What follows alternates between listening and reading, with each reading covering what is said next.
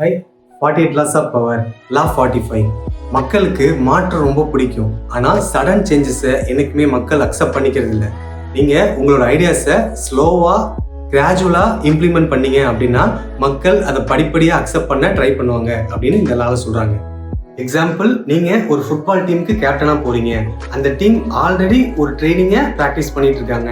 இதை விட ஒரு பெட்டர் ட்ரைனிங் உங்களுக்கு தெரிஞ்சாலும் உடனே நீங்கள் அதை இம்ப்ளிமெண்ட் பண்ணீங்க அப்படின்னா அதே டீமில் ஒரு பிக் சேஞ்சஸ் ஆகிடும். அது உங்களுக்கு எதிர்ப்பை தான் கிரியேட் பண்ணும்.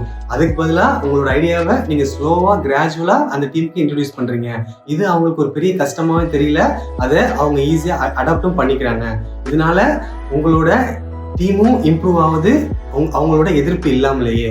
ஸோ மாரல் என்ன அப்படின்னா, பழைய ட்ரைனிங்கை மதித்து உங்களோட இம்ப்ரூவ்மெண்ட்டை ஸ்லோவாக நீங்கள் இன்ட்ரடியூஸ் பண்ணதுனால டீமோட எதிர்ப்பையும் சம்பாதிக்கல, உங்கள் டீமையும் இம்ப்ரூவ் பண்ணிட்டீங்க. தேங்க்ஸ் ஃபார் வாட்சிங். பாய்.